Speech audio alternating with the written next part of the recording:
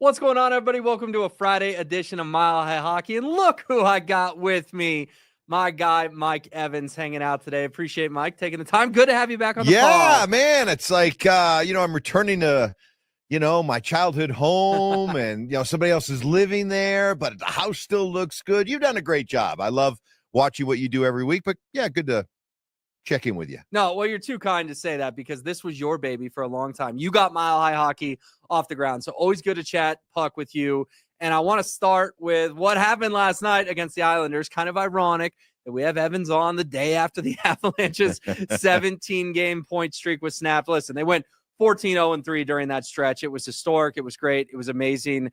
They lose the Islanders 6-3 last night. They're now 19-2-6 on the season. Still a dazzling, splendid record.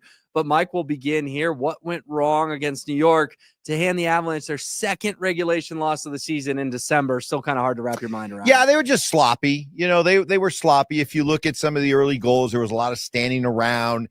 Islanders were beating them to loose pucks. They looked a little flat-footed. So this is all under the cover of this was bound to happen. You can't continue the pace that they were at just indefinitely. You were bound to have a clunker. Didn't help that you had that first goal that looked to be like goaltender interference. I'm sure we can have a separate conversation about that. But no, in the overall big scheme of things, there's nothing that I take away from this loss as, is this a potential red flag or potential problem that they have to nip in the bud?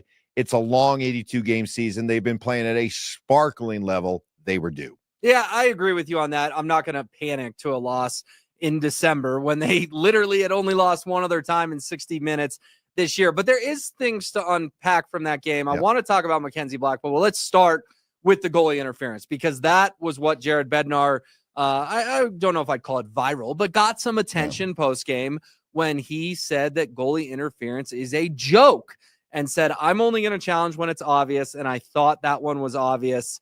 We all know that what he's implying there. I thought it was obvious. And then they take 17 different looks at it and still award the Islanders the goal. Maybe the Avs win if that goal doesn't get on the board. I don't know. It kind of spiraled from there. They were down 2-0. They were down 4-0, clawed back into it. But what did you make specifically of that play? And then also, could old Bednar have a little bit of a fine maybe coming his way from the NHL? Well, the first part of it, goaltender interference, is to me what pass interference is in football, what block versus charge is in basketball. It depends. What kind of ref do you have that night? What kind of call you're going to get tonight? It might be goaltender interference. Tomorrow, it won't be. Right. And the problem is that when it's adjudicated by the powers that be watching the videos, I think same thing. It's just there is no real hard definition of what goaltender interference is. It looked like goaltender interference to me, but again, that is such a subjective call. As for Bednar getting fined, I don't think that'd be the worst thing if he did. A lot of great coaches get their message out there, their complaints out there through the media. And yeah, maybe it leads to a fine or some kind of punishment. But if the seed is planted in the long run, not a bad thing. You know, what's interesting about that too, I agree with you that if Jared wants to sort of vent his frustrations, he's not frustrated with the Avalanche season, but his record on challenges hasn't been great. And I haven't had a problem with his challenges. And obviously, remember, if you lose a challenge, you go on the penalty kill, 2-minute power play delay of game. So I'm with you. If it's a fine, it's well taken. But I do think that it's going to take an injury to a star goalie before this is taken more seriously. I mean, Mike, you remember hockey back in the day. I remember hockey back in the day. If you went anywhere near the blue paint, it was a big deal. No goal. Brett Hall scored that famous goal to win the cup when his skate was in the crease. Now, guys are in the crease all the time. I got to be honest, I don't even know why the paint is still there because it doesn't seem like it has any enforcement. It seems like the goalies have very little protection. So, yeah, the goal hurt, but I'm just glad Mackenzie Blackwood was okay. But I think there's a larger conversation to be had here, and I think that's what Jared is probably pushing the league to do of we have to figure out what goalie interference is because it feels so subjective on a nightly basis. But I will say this. If I have to put up, and as hockey fans or as a hockey coach, you have to put up with some of that uncertainty of what exactly is goaltender interference, I'll take that as opposed to that rigidity that we had back in the day with the blue paint, and how many goals were disallowed because one little blade, part of the blade was in the blue paint. Oh, it's wiped out. I thought that was ridiculous. So if it means for the time being that we have some of these calls that just maybe, wow, I didn't see that one coming, I guess if that's the price to pay, I'll take it. All right, so the Avalanche get goals last night from Nichushkin, Natchez, and Lehkonen. That's your big dog showing up, getting 3 goals. Like I said, they made it 4-2. They made it 5-3. They even had a power play and pulled Mackenzie Blackwood 6-on-4. Couldn't get it to 5-4.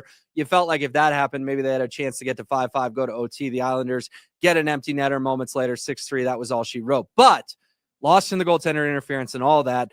Mackenzie Blackwood gave up, by my eyes, 2 softies last night, at least 2 that he's going to want back. Every goaltender is entitled to a bad game, but I have to ask you, Mike, the combo of Scott Wedgwood's back acting up and a rough outing for Mackenzie Blackwood, I'm not saying panic, anything like that, but just on the radar, if you will, is that a blip or is it something that you're looking at going, all of a sudden the goalie situation maybe not as strong of a suit as we thought? Yeah, there's a couple things just to keep an eye on just for the big picture long haul, and that is the goaltending situation, because Scott Wedgwood has been amazing, but we are talking about a career backup. Right. So at what point, if at all, does the clock strike midnight for Scott Wedgwood, and does he sort of revert back to the goaltender he's always kind of been? Or, is Mackenzie Blackwood, for this time right now, he feels like a backup goalie, right? And so a combination of,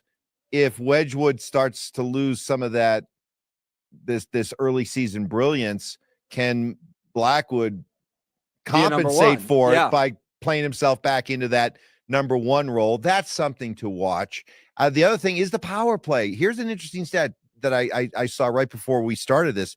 Do you realize the Avalanche have 3 road power play goals this year? All year, all season. All season. I did not. I was not aware of that. So if you look at, I think the power play issues, the inconsistency of the power play so far this season has been masked by the overall brilliance of the team 5-on-5. And don't get me wrong, if you want to be a league leader in anything, it's the ability to go out and score 5-on-5 and not be overly reliant on special teams. But knowing that the Avalanche, one of their big problems in getting eliminated by Dallas last year was the power play, they made a lot of changes, brought in Dave Haxtell. To see that inconsistency, especially on the road, still be an issue. Again, it's not a red flag. It's not something to be worried about, but it is something just to keep an eye on. It's on the radar. Yeah. And as I mentioned, that, a 6-on-4, you got to score on a 6-on-4, and they couldn't do it last night with the power play and the empty net. All right, you brought up Wedgwood. Good segue into one of our final topics today. ESPN comes out with its awards watch on Thursday for December. And Nathan MacKinnon goes from 10% of the first place votes to 82% of the first place votes for the Hart Trophy. He's steamrolling towards that. Cale Makar, unanimous. Every professional hockey writer polled in this anonymous poll by ESPN, unanimous for the Norris Trophy. One writer told Greg Wyshynski, start engraving that thing now, which I loved. And then the final, Mike, you're scrolling down the article. You expect to see MacKinnon. You expect to see Makar. Scott Wedgwood is the leader in the clubhouse for the Vezina Trophy. The Avalanche, as a franchise here in Denver, have never had a Vezina winner. Patrick Waugh was a finalist. He won 3 with Montreal. Philip Grubauer, throwback name, was also a finalist, but the Avs have never had a Vezina. What do you make of this awards watch? Leader in the clubhouse, MVP, Norris, best defenseman, Vezina, best goalie.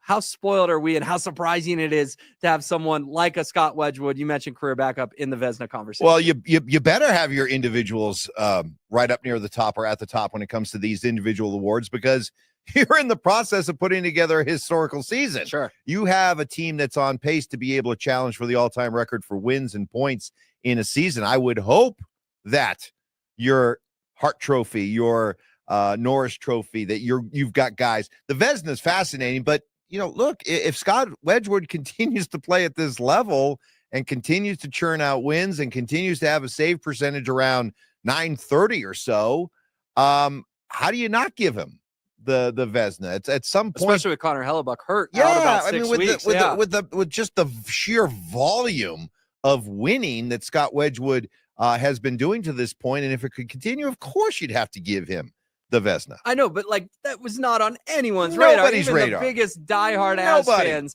could not have predicted that in a poll in December. If I had popped on like your first Mile High Hockey podcast, let me tell you, Will. Scott Wedgwood is going to be the Vezina Trophy winner, and he's going to be in between the pipes for Team Canada in the Olympics. You'd be like, wow, you've been away from this podcast way too long. Or I'll have some of what you're having, Mike, you're a little rusty. Friday.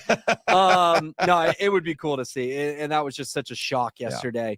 Good for Scott Wedgwood. All right, real quick. You got a day game with the Rangers Saturday, a day game with the Flyers Sunday. You looking for big bounce back efforts from the Avs as they get to spend a few days in New York. Probably fun for them this time of year. Holidays coming up to be in one of the greatest cities in the world for 3 days here. Yeah, let's see what happens.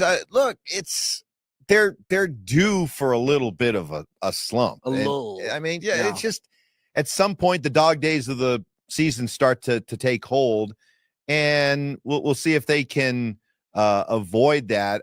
A little bit of a lull is fine. You just don't want to see a major slump, which I just can't imagine happening with this team. But it's around the holidays. You're starting to get into the dog days of the season.